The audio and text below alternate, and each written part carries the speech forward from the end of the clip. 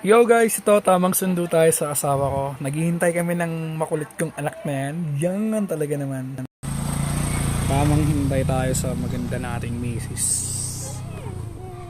Kasama tong makulit na yan. Hi! Say hi na! Palabas na. Nakita niya yung mama niya, tuwan-tuwa siya kasi mabibili na naman siya ng laruan eh. Kaya ganyan siya katuwa. Ayun na, naiinip na siya. Hinahantay niya si mama niya.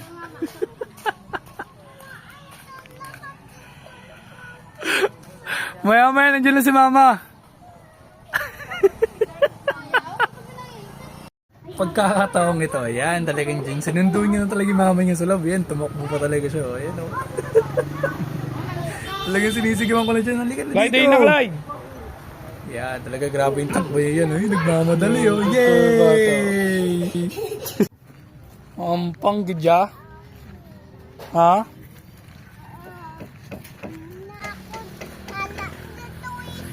Ang ano? Ang galing mo eh, no? Kaya nga eh, ang galing eh. Yay! Kada alis may kilalaroan eh, no?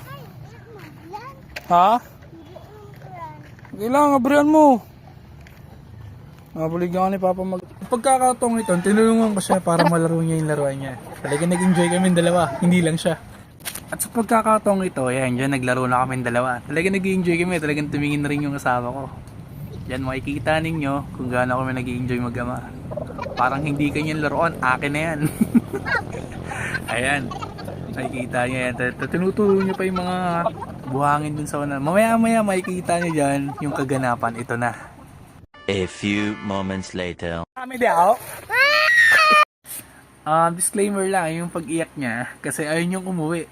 Gusto na namin umuwi mag-asawa kasi paggabi na dahil nag-i-enjoy siya, yan. Ayun yung nangyari, umiyak na talaga siya.